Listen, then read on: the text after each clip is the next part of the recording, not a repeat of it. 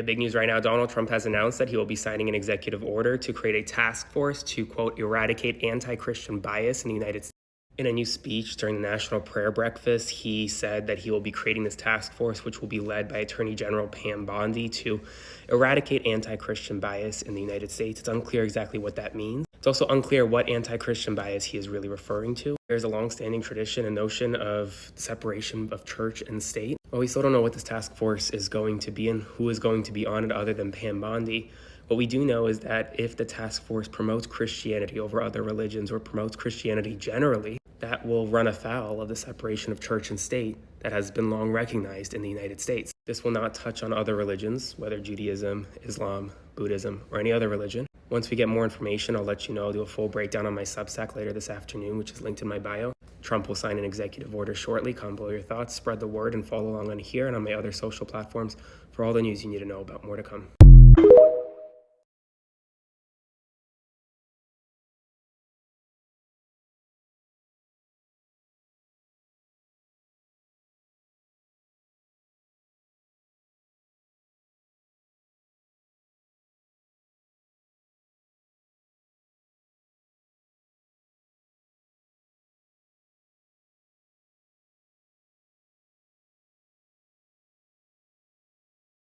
So, y'all, there's a new government hotline where you can report your coworkers for anti-Christian bias. Now, right now, this applies to the federal government.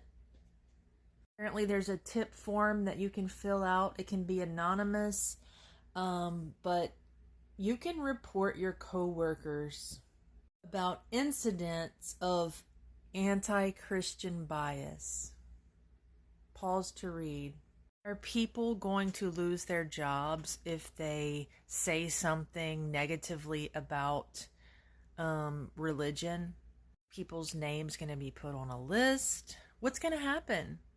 Are people going to be prosecuted? Because now we have an entire department dedicated to the Office of Faith Administration headed by Paula White, who is legitimately one of the biggest grifters in evangelicalism. Y'all, there are hotlines and reporting systems that they're trying to come up with in the government. They're setting it all up where you can report and turn in your coworkers if they say something that you don't like about evangelicalism. I had to fact check this because I saw another content creator talk about this today and I was like, oh my God, surely we're not already at this point. But yeah, we are. TikTok, I am sharing this for educational and informational purposes to document the political and the religious climate of this country. Wow. You know, people claim to care about First Amendment freedoms, but if they want to control what you can talk about. You're not allowed to criticize the regime. You're not going to be allowed to criticize what's going on in evangelicalism in this country. Even if you're a person of faith, there are many people of faith right now even speaking out against what's going on and Christian nationalism. You know, this is wild. What's up, y'all? It is a balmy 63 degrees here in what is the frozen tundra of the fucking north. Jack London and White Fang and shit. Fucking, you know, this whole bullshit of this anti-Christian bias, it's fucking disgusting, bro. Listen, everybody already knows that the Christians, quote unquote, are the fucking power block in this country, right wing. And they're not even Christians. They're fucking evangelicals. Listen, I'm going to hammer this fucking point just like I did in that other video. You can't be running around selling your soul to the devil and calling yourself a Christian. You do whatever the fuck you want, I guess. But it doesn't pass the test. And the shit will come out in the wash. I mean, at some point in time, Marco Rubio, he ain't going to be protected by the government and shit like that. Crimes that he's committing, anything that he's doing like that, he's going to be held accountable at some point in time because he done give up his fucking Senate seat. I lived in Florida for 7 fucking years. And it's a shit show. They ain't nary a Christian in the whole motherfucking state, as far as I can tell. Shit ton of evangelicals, a hell of a lot of maggots. No Christians. I mean, I know a Christian when I see one. And if you ain't projecting the fruit of the Spirit, the love, joy, peace, shit like that, it ain't happening. You running around with a motherfucking red hat on like you're a brown shirt from the 1930s looking for crystal knocked. Go fuck yourself, you fucking piece of shit. Anti-Christian bias. Get fucked. This shit pisses me off so fucking hard. These motherfuckers pretending to be Christians. They just all pretending. Anyway, Jesus fucking Christ. This shit's unreal. All right. Well, I love y'all. And pretty nice day here in Minnesota, relatively speaking. Probably 90 back in the... I love y'all. Peace. There's a reason why church and state are separate.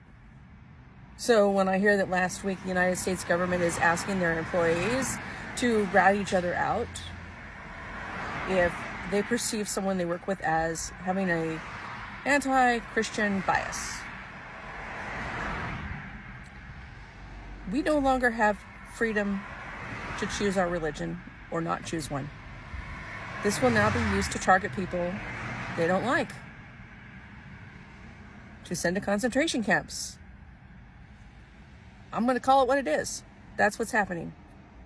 And then we've already seen citizens of this country kidnapped, taken without due process, and put in prisons. And if they fuck up and make an error, too bad, it's no longer their fault. So one of the most concerning things I've seen in the last 24 hours is the internal memo for government employees to start policing and reporting any non-Christian activities. This is straight out of the Project 2025 playbook. There is absolutely no separation of church and state anymore. And non-Christian activities, things that are threatening to Christians, is pretty broad, and it's up to the interpretation of whoever's reporting it. I'm sure this will definitely target LGBTQ groups, religious minorities, or just strong women, that kind of thing. But this is super fucking scary because it is setting a precedent. It is the first time they are introducing this kind of policing internally. And I feel like it's only a matter of time before this sort of policing happens more broadly, not just in internal government agencies. This is just the start. This is the basis that they are building from. They are making sure that all their internal government employees are on board with what they're doing so they can enforce this more broadly. And then more broadly, people will be considered a threat if they are not aligning with Christian ideals, and then you could be considered a criminal, a terrorist, and we got the whole El Salvador thing. So super fun pipeline we got going on there.